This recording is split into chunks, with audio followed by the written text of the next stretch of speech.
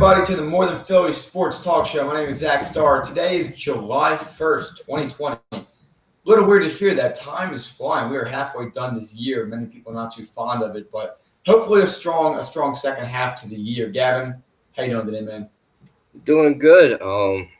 Like you said, the year's flying. We're getting old, but yeah, it's been a crazy year. A lot of things, some good, a lot bad, happened this year. So, we're just gonna keep it going. I agree. So we got some comments already going. Nice to have everybody here. Nice to see you all. We're going to be having a very good discussion today. We have a very entertaining show. It is just the two of us again today. We won't be having a guest either tomorrow or Friday, so stay tuned for that as we continue to progress through the show. Again, 7 days left here for the donation to Shriners Hospital. So if you want to donate, there are two different ways you can do it. I'll have the ad plug later in the show. Remember to like, comment, subscribe, do whatever you can to share this with your friends as we continue from there. But without further ado, we're going to get right into it, talking about Josh Allen and the Bills. The Bills had a very good year last year, Gavin. One of the best defensive teams in the league, if not the best defensive team. The Eagles, on the other hand, tore them apart, but not to pat ourselves on the back. The Bills had a very good year. Josh Allen's second season. They also, according to Pro Football Focus, had the best wide receiver core in the NFL after acquiring Stephon Diggs. So, Gavin, is this the Bills division, and can Josh Allen be the quarterback that they need? Um, I believe so. I believe Josh Allen is that guy. I think Josh Allen actually improved a lot since he's been in the league. He always shows something different every Sunday. Yes, the NFC or AFC East got worse with no more Tom Brady. Sam Darnold plays against Casper the Friendly Ghost, and Miami. Well, Miami is. I guess you want to say they're going to get started on track again, but we don't know yet. We don't know what's going to go on. But I do believe Josh Allen is the guy there. I don't know if they're going to stick with him long term because I don't know he will win a Super Bowl, but he is one of those guys where I wouldn't say he's on the verge of like winning and losing too. He can win you games, but he'll also lose you games too. He lost a playoff game because he didn't slide and he had a big fumble. I think if they don't fumble the ball, I think they go on to beat the Texans. I'm not sure. We don't know because he fumbled the ball. We don't know how far he would go in the playoffs. I don't think he'll make any farther after that because you either run against Baltimore or you go against the Chiefs. So I don't think he will make far after that. But I look at this team. They got well yeah, they do got Cam. I know, but I'm talking on last year. I don't think I mean well now you gotta put Cam Newton in effect now, but think about it. The the Buffalo Bills, right? They got Stephon Diggs this year. They still got John Brown. They got a decent running back in Mike Singletary, and the defense is so good. The secondary, to be exact. So let me ask you this: how far do you see them going this year, or where's the winning looking like? How many wins you going to give them this year? 11-5, 12-4, to be honest with you. Josh Allen was a 55, 56% passer last year. Correct me in the comments if I'm wrong, which is subpar. But he made a lot of big time throws, which means that perhaps first and second down, pretty bad throws. Third down, he was making the completions he needed. They also make a step in the right direction this year. They continue to build their team. Frank Gore, they lost out on. Josh Allen Devin Singletary comes in last year, does very well, similar to Darren Sproles in his size and what he's able to do. He's proven to be a running back one in this league. All Josh Allen has to do is get out there and do what he has to. He played very well against the Patriots both times. Got hurt one time, and the second time was a very close game. The Jets, no problem beating them. Dolphins, no problem beating them. It's not going to change this year. I think they get at least one game out of the Patriots this year. I think they split 1-1. The Patriots are still a 10-6 team. Don't get me wrong. But I think the Bills are the better team. They get the benefit of playing the second place team in the other three conferences in the AFC. And then most importantly, they have Stephon Diggs, right? I think that's going to be a big factor for a guy like Josh Allen to be able to throw to. In the beginning of last year, they had John Brown, Cole Beasley, and Dawson Knox. Dawson Knox was unproven. Devin Singletary was unproven. They're both proven now. The defense is only going to get better, in my opinion. I think they're going to be more dominant running the ball. But here are some of my concerns, and I'll continue to say this. There are two guys in the NFL that remind me of each other. That's Carson Wentz and Josh Allen. Big arms, northern kids, big players, athletic, things like that. Carson Wentz ended up getting hurt in his second season, playing at an MVP level. Outside of a guy like Drew Lock, it doesn't shock me if Josh Allen's my other dark horse MVP pick. Again, his completion percentage needs to get up there. But Carson Wentz also had a low completion percentage his first year. This is now his second year, and they did really, really well. So I think Josh Allen does take a step forward. I do think it's the Bills' division to lose. I think that their schedule is easier than the Patriots because they played second place teams. I think that, yes, and as the comment mentions, I will be running the ball a lot this year. But don't run with Josh Allen a lot. I think Allen should only run when he has to, avoid the mistakes that guys like Carson Wentz have made. Even Patrick Mahomes this year had a busted kneecap. Fortunately, he was able to recover. But you don't know how severe the injury can be. I think Josh Allen is the Bills team. I think without him, the Bills do not succeed. I get their defense is good. I get they have a good wide receiver core. Pro Football Focus thinks it's the best wide receiver core. But in my opinion, it's up to Josh Allen. How Josh Allen does this year is how far this team goes. And last year, he did 57%, and apparently that his big-time throws were good enough to be able to go out there and get something done. I think the Bills are going to be a good team. I think it's their division to lose. And Gavin, you asked me how far can they go? Divisional and potentially conference championship. Again, it doesn't involve beating the Ravens or the Chiefs. They lost to the Ravens by 6 points last year. I think that there's a legitimate chance that they can actually get up, rise to the occasion, and be a serious threat because all the pieces are together. Once you make Josh Allen a top-tier quarterback, if he can make that step, then don't get me wrong, I can see them in the AFC Championship this year. All right. Well, now I got to come back. Well, not come back. I got a couple questions. So you said you think they're going to split with the Patriots. I don't think so. All right. I don't know when the Bills and Pats first play. I don't know when that is, or I don't know where it is. There's an opportunity for them to get a win. I don't think it's coming to win England, and it's not going to be easy at home for them to win either. I think if Cam Newton and this new offense that they're going to give for Cam Newton, if that's going to be effective, I don't see the Bills actually getting a win against. I don't see them getting a win against the Patriots at all this year. I don't think that the Bills have enough. No, I'm lying. I feel like the Bills have enough to get a win, but as a comment said earlier, and I'm gonna go back to read it, they got Bill Belichick. Bill Belichick will always find a way to destroy or just eliminate, or not even eliminate, just make you have a horrible Sunday or Monday or Thursday, whenever you guys play. Or Saturday. Or Saturday, Christmas. Or Thanksgiving, or whenever. Anyway, back to the point. My thinking is this. I don't see conference for this team because there's not enough on offense for me to say conference. Maybe division, if they win it somehow, some way. Maybe if Baltimore falls off the cliff and Kansas City doesn't do anything this year, which is both not.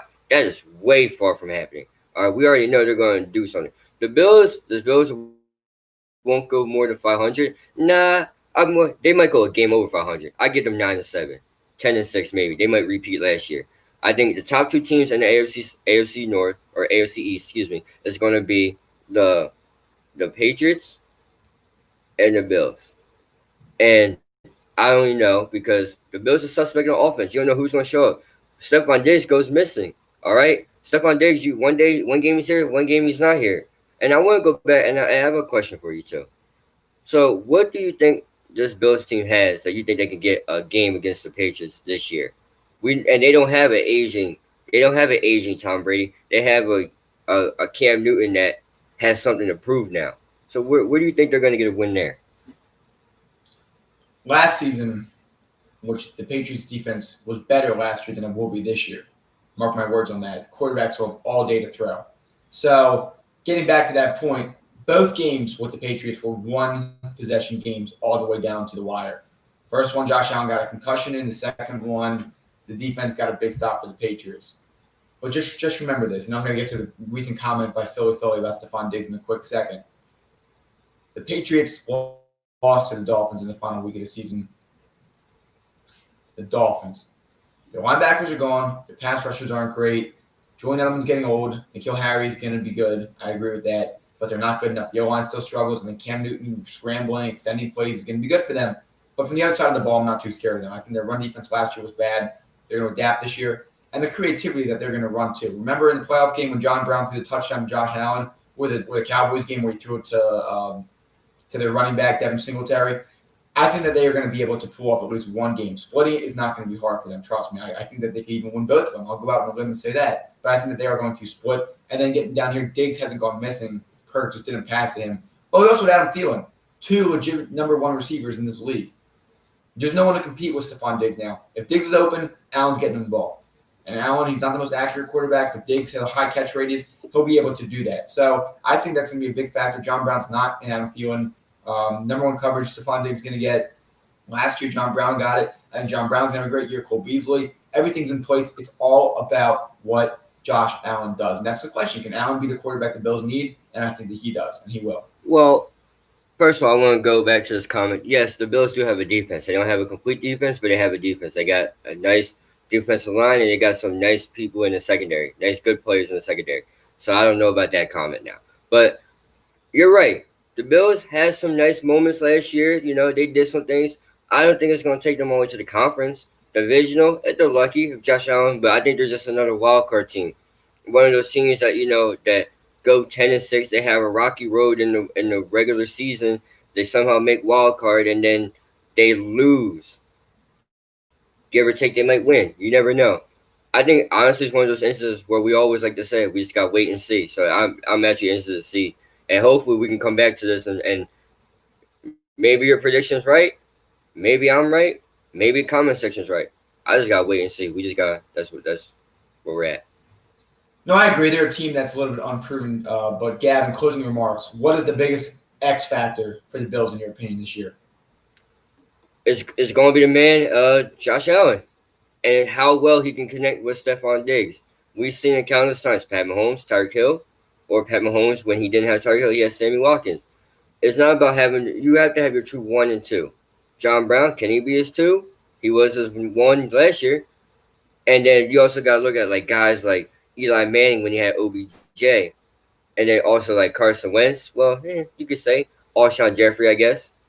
2017, I'd say, yeah, Alshon was a wide receiver one. Dak Prescott and Amari Cooper is about. And can those guys develop one of those relationships where they just know each other well and they could just like click instantly? We don't know. We've seen quarterbacks that get new wide receivers that don't instantly hook up as well. You know, they have hiccups in the road and then they come on the road too late. So we don't know. I'm interested to see. I think Josh Allen's their key to the number one X factor this year. That and his relationship with Stephon Diggs.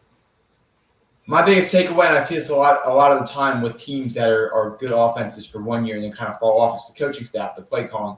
Can they maintain this great play calling, this creative play calling where they're keeping the other team guessing, continuing to change the way they run the ball, continuing to change the way they throw it? It comes down to play calling, in my opinion. Obviously, Josh Allen's important, but if they repeat the success they had last year, they're going to be better off this year. So we're going to return to that soon, talk about it. It's going to be very exciting. It's a great team, great historically team. The 0-4 Super Bowl, obviously, in the 90s. But the Bills are going to be a fun team to watch. I think so. I think, Gavin, you and I agree with each other. Let's kind of shift it over to college football quickly. We do not usually touch on the Ivy Leagues on the show, but they're kind of fascinating to watch sometimes. You get some of your every year, your Harvard-Yale game, the shootout last year, fun stuff like that. But today we're just talking about the Ivy League proposal. They plan on playing 7 games in the fall and possibly 7 games in the spring, all interconference, just playing each other. So, Gavin, will other conferences follow along? And just for a frame of reference, it means all Big Ten schools play each other. Perhaps they might play each other twice now, not playing the out-of-conference games. Maybe even the Big Ten East and the Big Ten West separate, things like that. Perhaps the theory behind this contact tracing, it's easier to figure out. It's less, if everything's contained in one conference and they get all quarantined and go back out, something along those lines that maybe they're thinking of. So, Gavin, the Ivy League proposal, first of all, what are your thoughts on it? And second, will other conferences potentially follow along? Well, first off, I want to go and answer the second question first. I don't think they will follow along. I think that the Big Ten is bigger than any Ivy League division or whatever you want to call it, or conference. Okay, there's a lot of money put into those conferences, the SEC, the ACC, the Big Ten, the Pac-12. I don't think those guys, and for teams like Alabama or Georgia or Clemson who play everybody else. Last year, Georgia played Notre Dame. And so you're going to miss on key marquee games that, you can't have. So now we're going to see which Clemson versus Syracuse, that's a good one. But now I don't know on that aspect. I don't think there's going to be a college football season this year at all. I believe it. You can't even get the kids on there safely. How can you bring the sports back, but you can't open the campus? If there's no campus, there's no sports, right? So now let me go to Ivy League. That sounds cool. I also was reading before the show started. I also read they were going to just not play at all this year and wait till next year, which also doesn't sound like a bad idea, especially the fact that these are young men, 18, 19, 20, maybe give or take 21, that that are in college. They can't think for themselves. Well, they can think for themselves, but also too, you got to think about it. No, they don't. It's not like the NFL where they go home to their own houses or stuff. They got going back home to their parents' houses, and where their parents are a little older. You don't want to bring the virus back to them, risk killing them all. You know what I mean? So you got to take in fact that this is difficult. I'm all for it for them shutting down the season and just not playing, just wait until next year. Because honestly, I think that's the right thing to do for college sports. Now it may suck for a player now, especially Ivy League. Not like the tippy top stuff, not like ones that if here and there people from the Ivy League make it to the NFL, you'll hear about it. But if you're talking about like a kid like Trevor Lawrence from Clemson, that this will be, I can see why they're going to push him into the season because he needs to go to the NFL. Those are the guys that are NFL caliber ready, and then to have them wait a whole year, which you never know. People could lose a lot of things in a year. They could lose a life, they could lose a step, they could lose their game, they could lose their skills, they could lose passion in the game. So you never know. I will say this though. I will say this though. If the Ivy League were to cancel their season, I don't think it hurts them at all. I think that would be the right choice. I don't disagree with you at all. I think that from an optics standpoint, you don't want players contracting the virus and it becomes super spreading. If you go think about going to a bar, if you're not sharing drinks, you're keeping somewhat social distance. You're going to be less likely to spread it. But when you're touching guys and you're exchanging sweat and maybe drinking out of some of the similar things, I think that it's tricky. It really is. And Gavin, you brought up a wonderful point where you compare the NFL season and college. College, a lot of the time, these guys are going home to older people, and that's why for professors maybe or people that are older, I think right now you want to look at what's happening with the NBA and some other things and be like, okay, what are some protocols we can definitively know that are safe and effective to help us prevent the spread of the virus? And then if we do contract the virus or a positive case, what are these other places doing to prevent it? So props to the NBA, the NHL, MLB. They're all taking these risky steps to see what can happen so that we can see like, hey, maybe we can make sports work, or maybe we should slow it down, maybe adjust and change things as we go along. So there's not going to be a bubble environment for football. I know that much. Daily testing hopefully could be something that is very prominent in the future. That's what the X factor is. Can we get daily testing to know that you're negative before you step out on the field that day? That's the most effective way we can prevent the spread of this virus while we wait for either some magical cure or vaccines or things like that. That's my personal opinion. But as far as what this philosophy is, it doesn't matter when you start your season. It doesn't matter when you do this. If someone has the coronavirus on your team and they spread it, it doesn't matter if it's in the spring or now. People think that in the summer that the virus is going to die out. The truth is that in places like Arizona where it's really hot, it's like winter there as far as everybody's inside all day because it's so hot out. Here in Pennsylvania, it's cold out. We're all together. We're all exchanging germs. Exchanging germs and things like that aren't new. It's just this virus is. And so when you guys probably gotten sick before, a defensive end and may have a flu or early stages of the flu, and the offensive line on the other side get it, and then they're fine in a few days. I'm not going to speak on behalf of the players because it potentially for some players and for some families can be life or death. My goal would be to go into the season with precautions from the CDC, following guidelines, doing whatever you can to help prevent the spread, constant testing, and give the players choice. If I'm a player and I'm not a senior, and even if I am a senior, I should be given the right to redshirt for this year if I don't feel comfortable going, or redshirting a second time if they already have redshirted because I have older parents at home or because I might have a pre-existing condition or a compromised immune system. Then I think they should give them the choice. And if enough players are willing to go back and enough coaches and all that, then you can resume the season. And if you can do constant testing and contact tracing, it should be able to work. The goal of the interconference is to keep it within one conference. If the virus outbreaks, everybody in that conference knows that they've been there. But it's really not much different than if you go cross-conference. If the season does happen for most teams, it's not going to be just interconference. So I don't think other conferences are going to follow along. But Gavin, you bring a great point. It's a tough situation. It's unprecedented. And so we have to acknowledge the facts, especially when we have a magnifying glass on these exact viruses and positive testing and frequent testing and double testing because there can be false positives. And it's scary. We can sit here all day and talk about this, but the second that someone new you is diagnosed with the coronavirus, you might be a little scared, you might be uncertain, because no one wants to get the virus unnecessarily. It is absolutely stupid and irresponsible to go out of your way to expose yourself to the virus. I understand that things like businesses need to open. I understand things like that. They should open. The economy needs to be open. But it doesn't mean you should go out licking poles or going out of your way to not wear a mask to spite somebody. I mean, let's be honest here. If you want to expose your nose so you can get some adequate oxygen, that's fine. But don't take the mask off to make a statement. That's dangerous and selfish. And the reason I tie that into this is because it comes up to the players' decisions. These schools, for the most part, need either funding or grant money from the government, or if they God forbid, tap into their endowment, or even if they for the football season they need money. And so I think that the football season needs to happen for college, in my opinion. State college, places like that, their businesses are going to die if they don't have this. And that's families, those are people, those are lives as well, just like trying to prevent the coronavirus. So we need guidelines, and it's too early to tell. Is the way I'm trying to put it, but I don't think other conferences will follow along even if the Ivy Leagues decide to stay interconference. Well, you're right, and excuse me, and you're right. And look, I want to say this. I know someone that ended that that was not born from this country, but ended up coming over here. She's really intelligent. She's really awesome.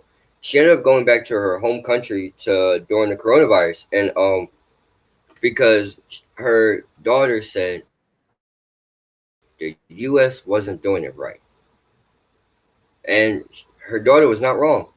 The U.S., I think, in my opinion, I'm not trying to get political for anyone in the comment section or as I'm far from that stuff. Anyone that she said that the U.S. is not doing it right because one, we opened up too early. Two, we took way too much action, like too much, like we just waited too long to do anything about it.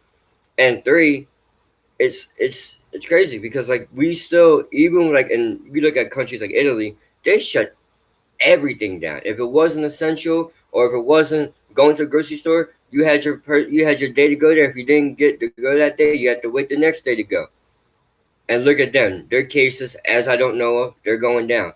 I also want to let people know this too. Ladies and gentlemen, this is like the flu. It's not going to go nowhere. You know what I mean? We have to learn as society, as a race, as everything, as Americans, as a population, human population. We got to learn how to live with this. All right, this is not going to go away anytime soon. We might find a cure down the road, but I just think of it as like another one of those viruses or like the flu. It's here. All right, you never seen us shut down a whole country trying to eliminate the flu. You know what I mean? And it's crazy how people think like, well, this is something new. We gotta do this. Like, remember, like, yeah, I agree. Slow the spread down. That was cool, right? Took a little too long for us. We opened a little too quickly. But remember, this isn't going anywhere time soon. Facts start actually. We even talked about off the show multiple times. We even talked about we think this is here even before we start testing. We looked at things that as soon as we start testing, that's all the cases here. Who knew? You could have had it back when when you were out for a week. I could have had it when I was out for a week. We don't know. This has always been here. All right, it's just a rare case that it's a different breed. If I guess what I want to use a different breed of the virus that we've never seen before. But remember, like it's not gonna go away. I don't know. For people that thought sitting in the house for 2 months was gonna automatically kill this thing, no, not in America at least, because we can't do anything right. But that's me on my final remarks. And about the Ivy League, I think canceling the season wouldn't be a bad idea. You got to put it in perspective for everybody. It's not just the players. You got to put it in perspective of the people they go home to, the people they interact with, the elders. That's what we do. We do this for the elders, or the people that compromise the immune system. Stuff like that. That's what we do it for. All right. Sports don't matter at the time. You gotta be able to get people back in the campuses and stuff, and go from there. But that's my final remark. Yeah, and Gavin, you made a lot of great points there, and as we tie it back to sports, that's our goal here, continuing this conversation. So I think it is unfair, in my opinion, to generalize the entire United States as the U.S. did it incorrectly. And so I understand what you mean by that. Cases are rising again. You look at other countries, we do test per 100,000, I think 17 or 18. And as a frame of reference, I think South Korea is the second at us with 11 per 100,000. So fortunately, in our country, we are testing as many people as possible. I believe for the most part, and you can correct me if I'm wrong, anyone that has heard different, but anyone that's wanted testing has not been declined as of late. Early on, there were some struggles. They were trying to only keep it to people with symptoms. Look at New York, New Jersey, Pennsylvania, the places where it was bad early on. We've been consistently down, and as well as that, the deaths have been down. And so in the South, now Florida, Texas, Arizona, other places who never had an actual peak, they've been open for about a month, 2 months. I've been keeping track of Georgia specifically, and Georgia has been open since April 26th. They've been like this the whole time. They were just pretty much flatline. They did start to spike now, so that can be because people are bringing the virus there. There are many factors that go into that, and so I agree with you in a lot of those ways.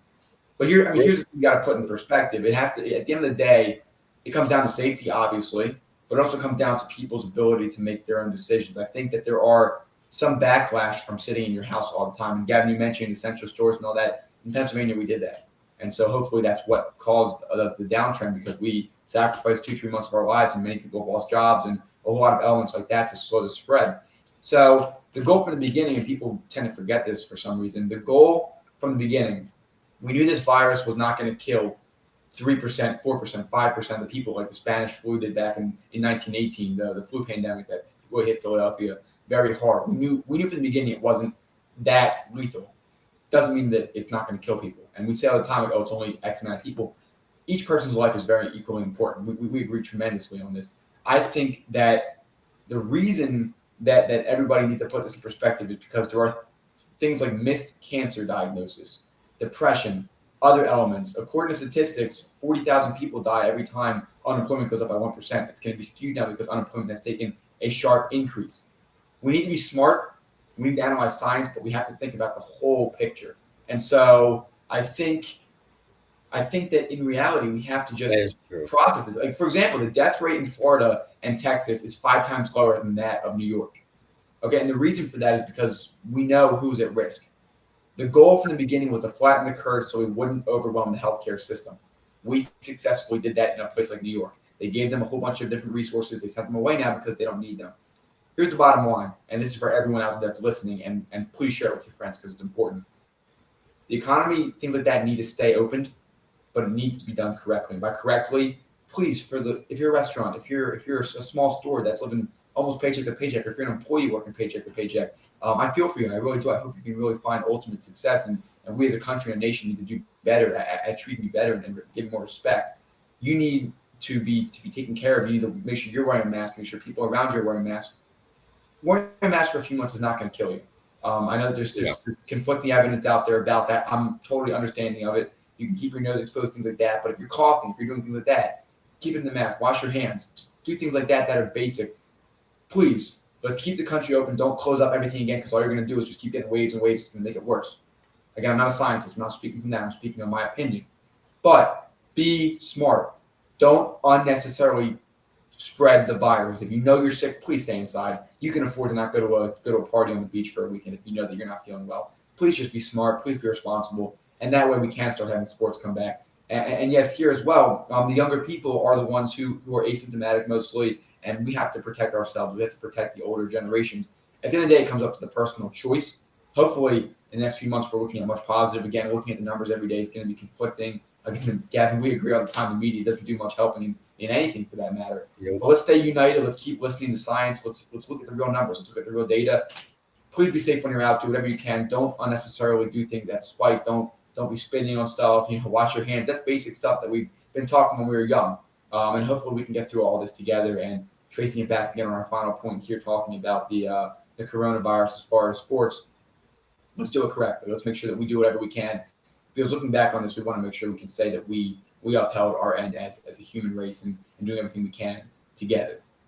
Sir, I know we gotta move on. I got a story for you later though, so I'm gonna hold it in my head and share something with you.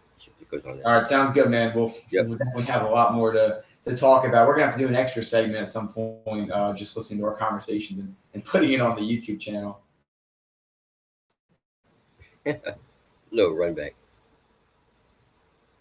Of course. Okay, so we have another segment for you. We did this last week, surprise or no. Last week we read 100 fantasy football facts for all of you. Today, 50 random NBA facts. Again, it's a little tough when you start a sports show in the midst of a pandemic where sports is not going on. But we do our best, an hour a day, and we have here 50 random sports facts. Gavin, surprise or no, we'll try to get through this by 12:45, and then we have an excellent debate coming up after this. So, number one, Providence, Rhode Island once had a team. The NBA first came to be the Basketball Association of America in 1946, and one of the teams was called the Providence Steamrollers. The squad lasted a total of 3 seasons, putting together a cumulative record of 46 and 122, slightly worse than the Knicks. First of all, nothing's going to be worse than the Knicks. I didn't know this team existed, so that's why I'm surprised about it. But ladies and gentlemen, let me just say this. This team doesn't exist no more, so that makes the Knicks still trash. All right, number 2, the Raptors weren't Toronto's first basketball team. Believe it or not, the Raptors and then Vancouver Grizzlies were not the first teams in the North. Actually, that honor belongs to the Toronto Huskies, one of the first teams in the league. However, Canada proved to be a very tough market and only played one season, going 22-38 and missing the playoffs. Gavin, surprised or no that there was once a Canadian basketball team before there? I am surprised because number one, that team wasn't really successful, nor did they stay around long enough to even be mentioned. Uh, Memphis Grizzlies, aka the old Vancouver Grizzlies, and modern day Toronto Raptors. But I am surprised about them. I actually didn't know. All right, now the shortest player in NBA history, Muggsy Bogues, is the smallest player. Averaged 8.3 points and about 7 assists in his 4 years with Wake Forest. He was a first-round draft pick. Did you know that, Gavin? I did know that. I did know that actually.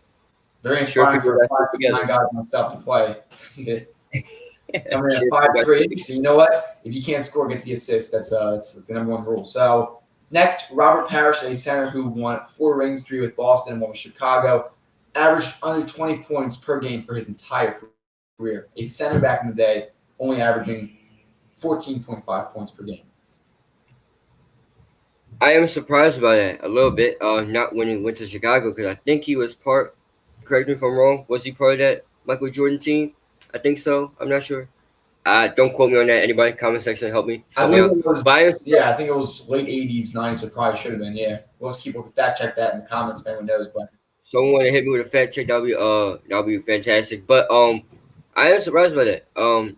Not if he's with the Michael Jordan Bulls team, not really surprised on that one. But the other team, yes, I am.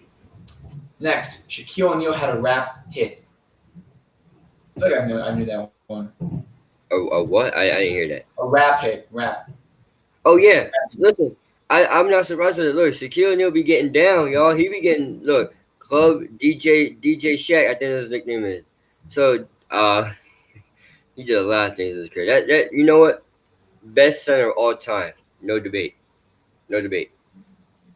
Ray Allen's real first name is Walter. Did you know that one? Second best shooter of all time. No. I did not know that. And then Pau Gasol went to medical school. I do believe that. Pau looks like a medical guy. I do believe that. I'm surprised by that. I am surprised, but I do believe it though. And this next one, we knew this one. Kobe Bryant's middle name is Bean. His dad's nickname was Jelly Bean, so I guess that's kind of where the last name, the middle name came from. But we all pretty well know that. Well, I wasn't surprised at it. Look, goats. That's how they were. Yes, Philly. Thank you. I was right. Robert Parrish was 96-97. And no, I'm not surprised by that at all. Once again, Kobe Bryant, the greatest of all time, the greatest of maybe. Long live, rest in peace. We miss you, buddy. Definitely echoing that message over here. The next one, Wilt Chamberlain had his number retired by the Harlem Globetrotters. Really? I'll have to find some footage on that team. I had not been watching them a while back. They're fun. It's fun to watch that. What was that guy? He did everything. The three-point shot originated in the ABA. Believe it or not, the fan favorite three-point shot was not always in the NBA. It started in the ABA, known for flashy play and sportsmanship. Obviously, the range has changed much since then. NBA did not adapt this new rule until 1979-80, and they say, as it is, the rest is history. And then Steph Curry and Ray Allen and Reggie Miller and Larry Bird were born. Surprised by that one. Very fascinating. Okay, Kobe Bryant met his wife at a rap video shoot. Oh, yeah. I believe it. I watched Kobe Bryant's little ceremonial thing they had on BET for him, so I remember that. Yeah. Oh, yeah. How about this next one? Carmelo, the class clown. He was the class clown, got detention for making fun of his teacher, making all of his friends laugh. So some thoughts on that one. I mean, you look at Melo now, you look at Melo back in the day, I wouldn't believe that. So that's actually surprising. I'll take that surprising. And how about this one? We just spoke about him on Friday, Vince Carter, the musician. Running out of reasons to make fun of washed up Vince Carter. Here's another one here. He apparently was a drum major in high school. You can major in drumming. I don't know if it's. I read this correctly. Apparently, there's some pictures of him with that uniform on. I'll have to find that and share it. We'll have to Really? get that on our next Vince Carter segment on here. I'm surprised. I didn't know you could major. I thought you just did like, dude. I thought that's all you had to do. I didn't know you could major in drumming. Sounds cool. I guess maybe it helped him with his longevity. Maybe other players should pick up playing the drums. So the next one, LeBron James was not the first great high school sensation in the NBA. It was Moses Malone, who spent 19 years in the league, had a great career despite not playing college ball. So you know what? I remember that because he was upset that he wasn't getting the hype anymore when LeBron came through. I do know this. I was surprised a little by it because I forgot his name because that's how trash. He arguably could have been a Knicks player. Should have been a Knicks player. That's how trash he was. But yeah, it doesn't surprise me. How about this one? And similar to the hockey rules, jump ball used to be after every basket. So I think that's going to be an interesting one. Imagine scoring and having a jump ball. How big of a factor a tall center is. Remember in hockey, after a score, you would do a face-off. So that's kind of cool. So just imagine. First, I want to get to the breaking news comment. This is Justin. Thank you, Mr. Harrison. Harrison. Ben Simmons playing restart. Oh yeah, the boys are ready. They're getting ready. Back to that. You know how annoying that would be every time you score. You just gotta go jump ball it. That would suck. I just want to play the game no more. All right, we got the next one. It's a mouthful. Bill Russell wasn't always associated with the Boston Celtics. Many know Bill Russell is the phenomenal center who spent years on the Boston Celtics, won 11 finals with them, even won 2 as a player coach. Russell also spent time with a few other teams, the Seattle Supersonics he coached, and he coached the Sacramento Kings. Surprised me. I didn't know that. And how about this one? I think we knew this one. The Raptors didn't draft Vince Carter. The Golden State Warriors did. Yes, we did know that. Actually, I did. Did not. I think so. I can't remember. I'm having a bad time though with remembering things. That's why we do this. Surprise or not. So, John Stockton doesn't hold the record for most assists in a game. This honor belongs to Scott Skiles, who dished out 30 assists against the Denver Nuggets on December 30th, 1990. 30 assists. Not surprised. I knew that. You know why? You know why I knew that? Because in 2K I break his assists every time. Not every game, ladies and gentlemen. I break at least once, and then I never do it again. So I knew that. John Stockton, you're a fraud. No, I'm just playing. It's crazy. All right, the next one we knew this Kobe Bryant was not a top 10 pick. And that was a mistake. Drafted out of high school, so to the 13th pick, traded to the Lakers, one of the worst trades in history, but so we all know that's history. I never seen the Hornets or Bobcats at the time. I know Hornet. I think it was the Hornets. Make the trade for Kobe Bryant. They trade Kobe Bryant away to the Lakers, and ladies and gentlemen, the rest is history. Yes, it is. All right. And the Celtics lost the finals only once with Bill Russell. Now, we know Michael Jordan won 6-0, but Bill Russell won 11-1. That's crazy. I'm not surprised. I remember that Bill Russell has the most rings. I do remember the one loss. I wasn't there for it because I wasn't alive yet, but I remember that.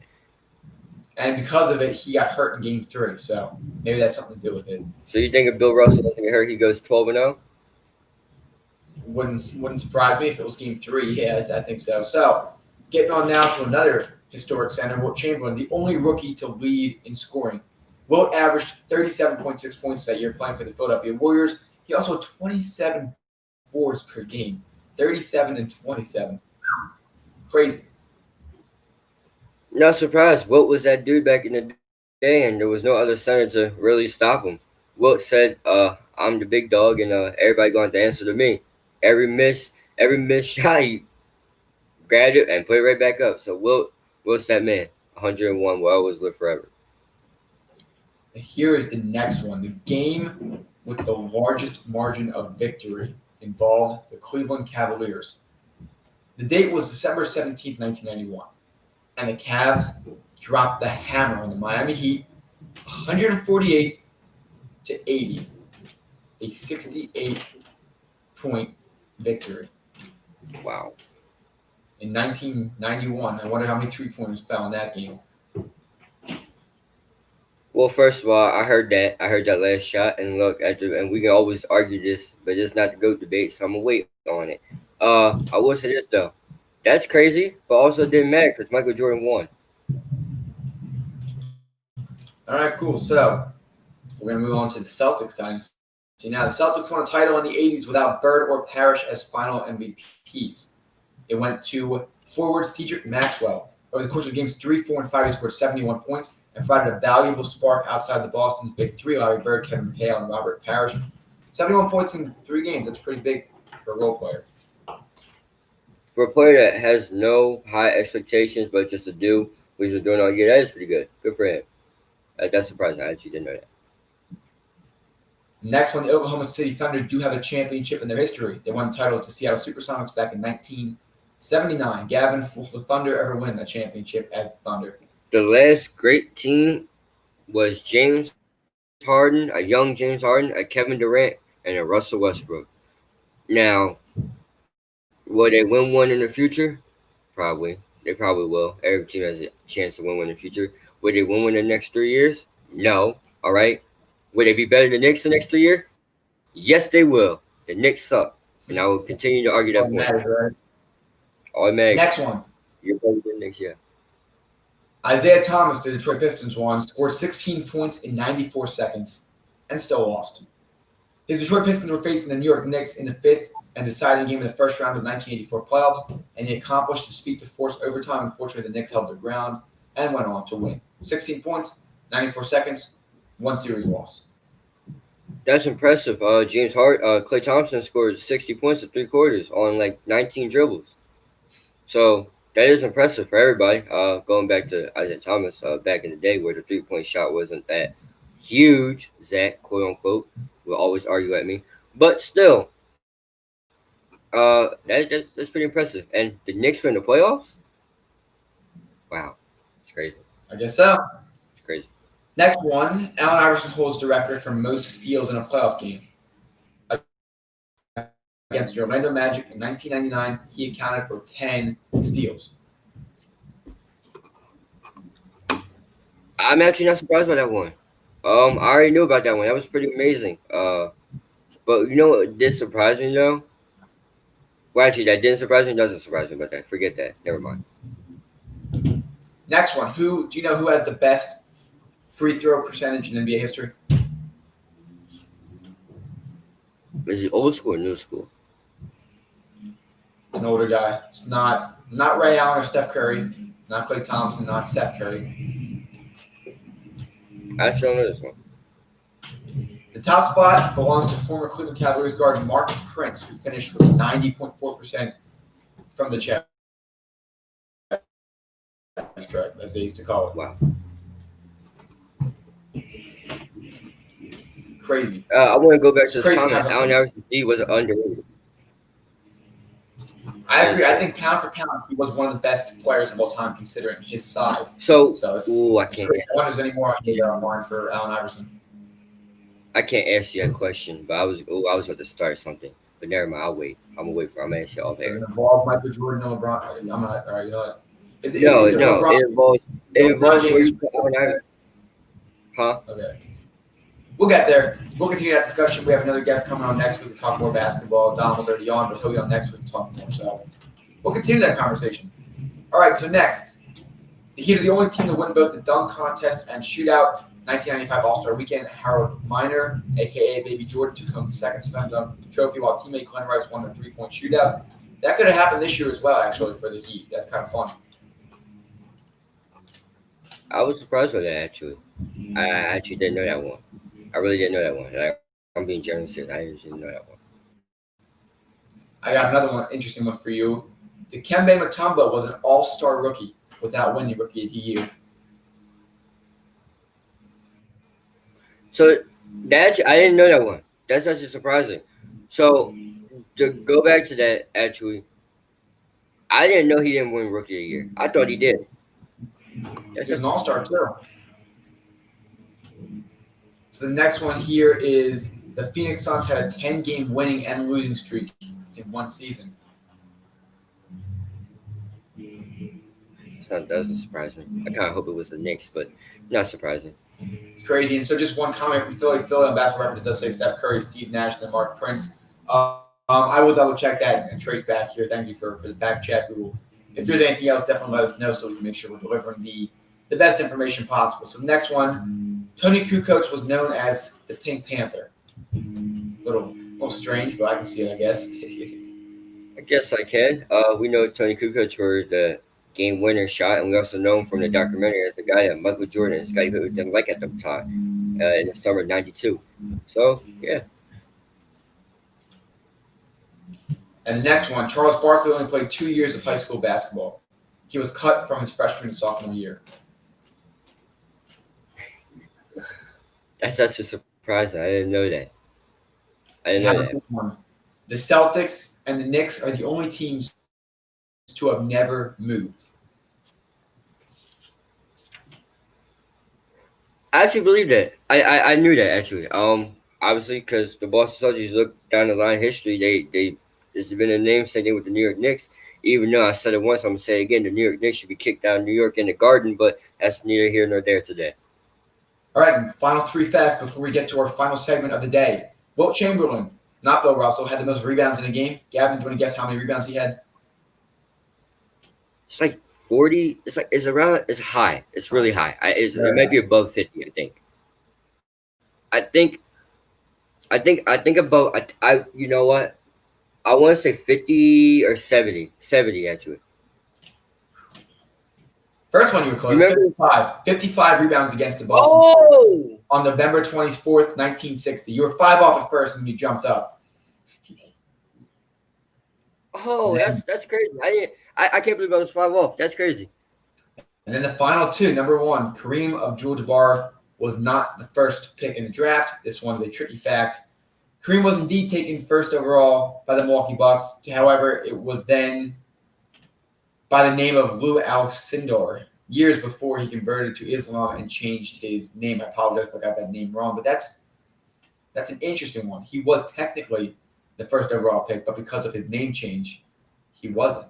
Kind of interesting. So that's not an incorrect fact, but the player himself was the first overall pick. So let me get this straight, because he changed his name, and then said that it's not deemed a first overall pick. That's crazy. It's crazy. Well, so yes, so the statement itself, Kareem Abdul-Jabbar was not the first pick in the draft. That's an accurate statement because his name was Lou Alcindor. Again, apologize if I butchered the name. I'm going to make sure I get it right. But it's the same person. It's the same person, but the statement itself, just the wording, Kareem was not the first pick in the draft. It shouldn't have mattered if he changed his name or not. It's the same person. But isn't that a correct statement though? The name Kareem has nothing to do with the first pick. The person whose name was Lou at the time was the first pick. So we're just going to take the man's first pick away because he changed his name. It's an interesting one. I'm just reading the facts. I'm pulling it from NBA.com. If Trevor Lawrence goes first, if Trevor Lawrence changes his name to like Terrence Lawrence, and he goes first, but his name is Trevor, and then he goes to Terrence, so we're not going to give him first. That's crazy. If I said Terrence Lawrence was drafted first, you'd say no, he wasn't. Trevor Lawrence was legally. The slip itself does not say Kareem on it. It says his previous name. In my opinion, it's the same person, and it shouldn't matter where he changed his name or not. We got the final one, which this actually is a very true statement. Michael Jordan was not the first overall pick in the draft. It seems weird, but 2 guys taken above him. It was Hakeem Olajuwon, which you can't argue with that pick. They won 2 finals with him. And Sam Bowie. Imagine drafting Sam Bowie over Michael Jordan. Well, at the time, you look at Michael. Michael was the skinny kid out of North Carolina. We didn't know what he had, but if you would redo that, I still think they would take Michael first. Hakeem was no slouch. Hakeem was a dominant center. Arguably he could be arguably top 5 or top 3 in the centers of all time. I don't know. You know how I feel and stand on that. But the crazy thing is, and I don't know if you know this, but the years Hakeem won, which is 94, 95, I think, those are the years Michael Jordan wasn't in the league. And he came back in the 95 season, but it was too late. So that I find that an interesting fact to me.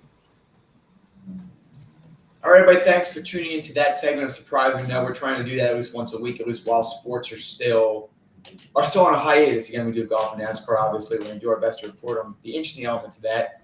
So following this, we're going to be debating, can the Packers repeat the success they had last year? We will come up with all that, with an answer for you after this.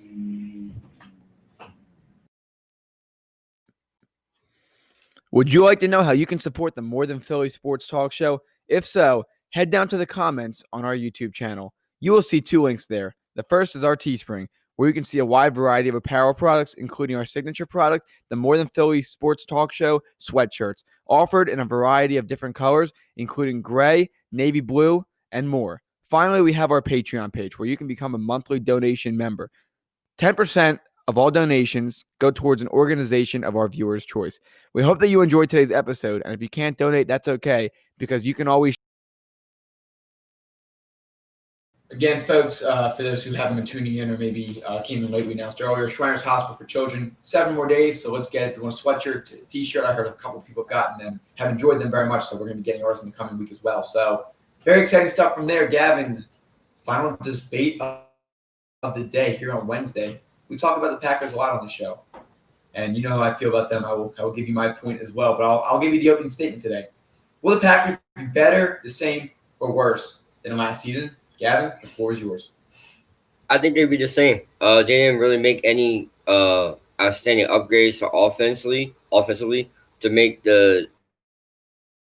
for me to say they're gonna be better. I think they'll still be the same. I think they won't go 13-3 like they did last year. I think they go like a nice little 12-4, maybe 11-5, but more like 12-4. Aaron Rodgers is still a bad man. Thank you, Stephen A, for that. But I think the misperception of what you have versus me is I feel like you're thinking Aaron Rodgers is gonna fall off this cliff that Max Kellerman said that everybody feels. But I feel like, in my personal opinion, I feel like Aaron Rodgers still has enough left in the tank. I don't think he has another Super Bowl left in him. I think he has another 12-4 season left in him as long as his collarbone stays healthy and his calf and anything else with him. So my question for you is why do you think that the Packers are gonna get worse? Because I already know where you're probably gonna head off with this. They're going 8-8, 9-7, best 10-6. They were 8-1 in one possession games last year. The year before that, do you want to guess which team was, I believe, 9 or 10-2 in one possession games? In 2018, the year the Patriots won. Do you know what team had that similar stat? Tell me. The Los Angeles Chargers, who went 12-4. And last year, they really went down. Similar situation, a good quarterback, obviously a little bit more interception prone. Out in Los Angeles, I think Aaron Rodgers is on a much higher level than Phillip Rivers. But good defense, good run game, all that. Gavin, first of all, I'm going to read to you the stats from Aaron Rodgers last season and the season before where they were worse. And you tell me which one sounds better. All right? 62.3% completion percentage, 4,400 yards, 25 touchdowns, and 2 interceptions with a 97.6 rating. Is this just this year? This is one of the years. You have to guess which one it is. So that's number one. And the second one we read to you, 62% versus 62.3, not a big difference. 4,000 yards versus 4,400. 26 touchdowns versus 25. 4 interceptions versus 2. And a 95.4 rating to 97.6. Which one do you think was last year and which was the year before where they went, I think, 7-9-1, something along those lines? Let me double check that. But go ahead, Gavin. Which one do you think? I think last year where he had less yards, I think that was last year's. But you could argue because he has a run game. He had a run game. Aaron Jones, was actually running the ball better than since Eddie Lacy. So I think that was last year's stat, and the year where he had 4,400 throwing yards. I think that was the year where the run game wasn't the best. But you also got to take into account Devontae Adams was hurt. Thank you, Philly. Devontae Adams, there's his name. Devontae Adams was hurt a little bit, and you take out the count of Devontae Adams. Who are you throwing to? An aged Jimmy Graham, who hasn't been good since New Orleans. So I see where you're coming from, but I also, and then you brought the Chargers up, right? The Chargers have Phillip Rivers, all right? He has nothing left in the tank. I don't know why the coach even signed him. I still believe they shouldn't have got him. I think Jacoby Brissett was fine, or they should wait for Cam Newton. I think personally, you want to go up the Chargers stats. The Chargers last year, right? Last year, the Chargers didn't have Derwin James for a little bit.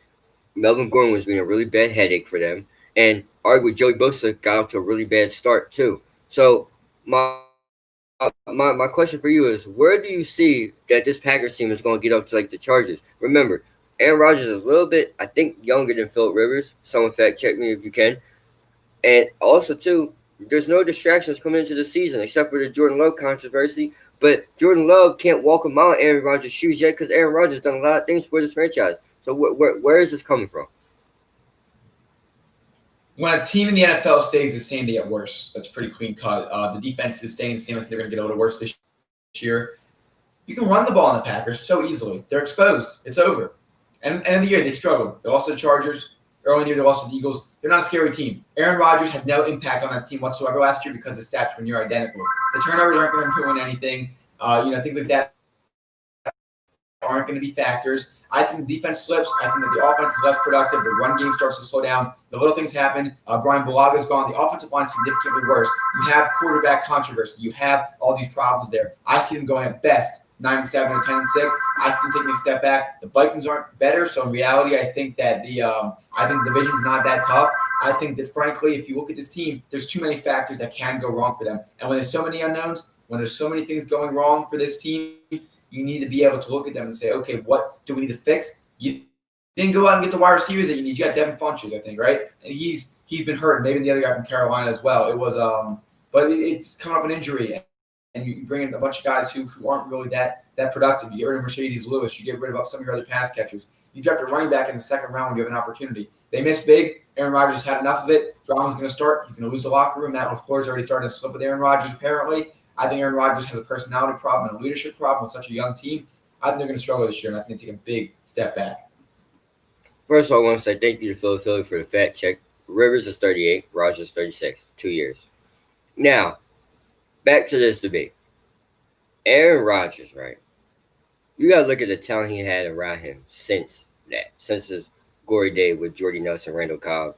I think there's someone else too. Forgive me if I'm missing one. It was another wide receiver. Charles Wilson was on the defense. Anyway, look.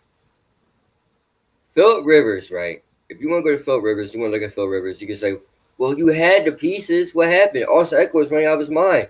You had Keenan Allen, arguably the best tight end. I think Hunter Henry was playing. I think he came back. I'm not sure. Yeah. You also had Mike Williams, too. And you made a point. You said every person that comes back doesn't do the same. Or doesn't do well together. So the Chiefs should fall off this year, right? Because they brought everybody back. In that theory, They brought all 10 players back, and then tomorrow we got to get into the Chris Jones topic because he said something pretty interesting. I think you might win it. I think that might be really good to talk about. But the Chiefs brought back 10 players, all right? The Saints brought back some players and brought some new ones in.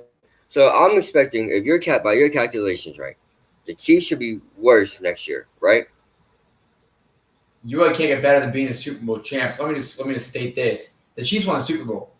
All right, the Packers got destroyed in the NFC Championship game.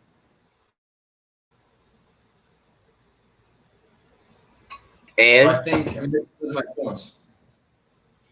And okay, and look, and here's my thing. When the game is on the line, right, and Aaron Rodgers needs to make big throws, and I'm going to go back to when the Dallas Cowboys thought they should win the Super Bowl, and Aaron Rodgers said, no, sir. I'm going to toss the ball to Jared Cook, which is by far my favorite player I've ever seen in a long time. And it just, first of all, it made me laugh with so much joy. The Cowboys. Yeah, great throw. And then he's done it countless times. We could argue and say when he lost to Arizona, that one game where Larry Fitzgerald turned back the clock and just destroyed their secondary in overtime in the late fourth quarter, Aaron Rodgers made a great throw to Jeff Janis, a Hail Mary to be exact. Who is Jeff Janis? Exactly. It wasn't Devontae Adams. It was Jeff Janis. So you can make the case and say, well, yeah, Aaron Rodgers, losing locker room, all this and that. But when the time is there, and you can bring it to one possession games too, I still wouldn't bet against Aaron Rodgers. If you would say, well, what about Pat Mahomes? I'm sorry, maybe Patty Mahomes.